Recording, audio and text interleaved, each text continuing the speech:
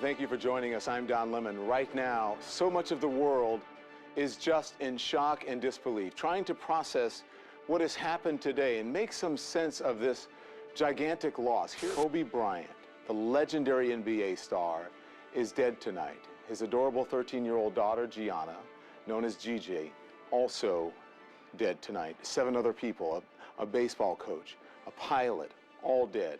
The helicopter they were traveling in crashed outside of Los Angeles. No word yet on why it crashed. Ara Zobayan, Peyton Chester, Sarah Chester, Christina Mauser, Alyssa Altobelli, Carrie Altobelli, John Altobelli, Gianna Bryant, and Kobe Bryant.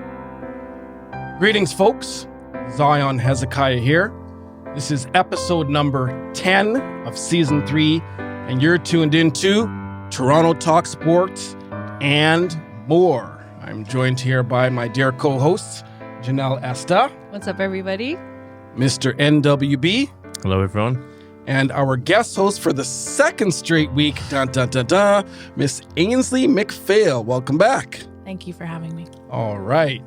So, guys, today's show will be a tribute to the late, great Kobe Bean Bryant, who, as we all know, passed away on Sunday, January 26th, along with his 13-year-old daughter, Gianna, and, of course, 7 other victims.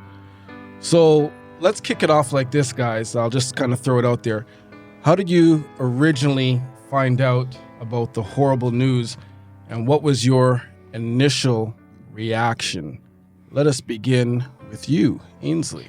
And it is one of those moments where you will remember where you were when you found out. It's like when Michael Jackson passed away. It's like that moment of just, that's it. It's history. I was going for a walk. I was like letting off some steam because I had some other bad news about a acquaintance of mine passing away. Oh my so I was going for a walk and just passing through, and I'm texting, I'm listening to music, I'm listening to my phone, and I saw it on news article saying everyday news. I thought it was a joke. Yeah, I thought it was one of those, you know how I thought the same thing. Oh, yeah. that happened with Morgan Freeman. It's like Kobe Bryant, he can't be dead. Yeah, no. Yeah. Oh, yeah. And so when I realized it was legit, I obviously screamed, "Oh my God," like out loud. I realized it was legit, went through all the news sources. And a part of, because in Toronto I was busy, I was downtown, there was all these people coming. A part of me wanted to just start telling people. Right. Because I knew that they didn't know, because they would have been reacting the same way that I was reacting. And I saw it like 6 minutes after, like very, very soon after. So I knew no one else had seen it. So a part of me just wanted to go up to people like, "Oh my gosh, did you hear? Did you hear? Did you hear?" Yeah. But read the articles, composed myself, and then obviously the rest of the news trickled in. Oh boy, absolutely. Very sad. Nee, how about you, man? Well, I found out through you, actually, Zion. Okay. I was at my computer. I was updating a spreadsheet or something, and then I was about to tuck into a sandwich, and I got a text from you, and it said... You know what? I don't even remember that. I mean, I probably texted a few people. I don't know. But yeah, it said R.I.P. Kobe Bryant, and I'll be honest, I thought it was a hoax. I thought it was a joke. So I maybe even sent a joke back. Like I was disbelieving it. Anyway, I did jump online, and I checked to see what was out there, and the first source is TMZ. Now, I didn't fully trust TMZ because of their reputation, so I was looking around for other... But they are usually on point. They're definitely on point, especially in the LA And they're pretty area. quick, too. Oh, yeah. Breaking I mean, stuff, they're the ones that broke the Michael Jackson passing. That was TMZ, right? That's right. So I ran to ESPN. They hadn't written the story yet, and then when NBC confirmed it, then... Yeah. It still hasn't sunk in for me, to be honest. I'll be honest, I don't really deal well with loss and death. But, yeah, it's still sinking in. For sure. Janelle. Yeah, it was actually, I woke up not too long ago, and then I saw it pop up on my feed on my phone, like from one of those news apps and stuff. And then I was in shock. I was like, no, this can't be. So I started like researching and looking more into it. And I'm like, no, this can't be. This can't be. And then next you called me. I was like, oh no. And that was the worst. That hit me too. And then after even hearing his daughter was also in the accident as well, that hit me the most because my daughters are probably around the same age as her. Oh yeah. Yeah. So that was crazy. like what you said, it's going to be a memorable moment. Like I knew exactly where I was. I knew who I was talking to, and all the messages started pouring in. They're like, Janelle, did you hear? I'm like, yeah, right. Because I'm always in California, so they always ask me. My family are huge Laker fans, so that's especially my grandma. Like this is crazy. For sure. As I couldn't believe of course, as we all know, I'm a Yeah. huge Laker fan. Have been since I was a young child, and I first found out via text from Milo, so Milan, Oh, yes, former yeah. member of the show here at TTS.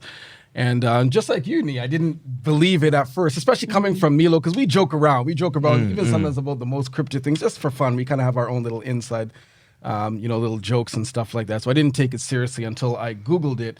And I did see it on Twitter. I also saw it on TMZ. Shortly thereafter, NBC, they confirmed it as well. And I'm with you. It still hasn't even fully sunk in. It's just really hard to comprehend, especially for me, once again, being a huge Laker fan. Kobe Bryant and I are also the same age. We're both born in 1978. We both have 4 children. So just that connection, and obviously being a huge Laker fan, for me in particular, it really, really does hit close to home. Yeah. Very sad. And as you touched on, Janelle, with his daughter being involved, obviously that news was confirmed shortly thereafter. I believe there was obviously false rumors that, a bunch of stuff going on. Something about Rick that- Fox, and then it was like his name the got rest of brought his into daughters. the mix and yeah. his family and whatever. But either way, it's very sad. And obviously, as I mentioned from the top, not just Kobe Bryant. There was obviously other victims as well. So condolences go out to them all. So guys, today's show will be a tribute dedicated to Mr. Kobe Bean Bryant. So that's what this show is going to be all about.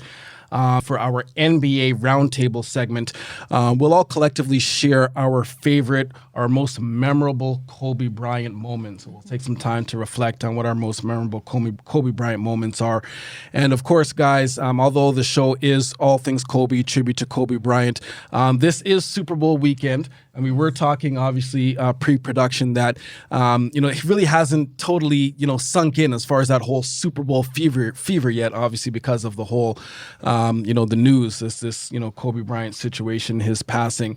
But the Super Bowl is coming up in a few days, and we did do our Super Bowl preview number 1 last week, where we touched on the Kansas City Chiefs of the AFC.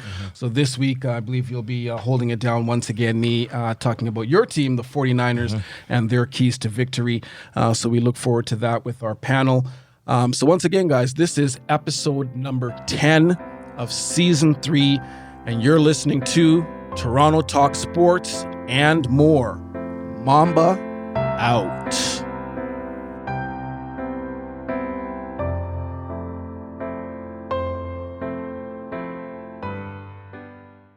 Thank you for watching. Please click the like button and leave us a comment with your feedback. And don't forget to subscribe with notifications to see more engaging and interactive content. Toronto Talk Sports and more. For the love of the 6, let's connect.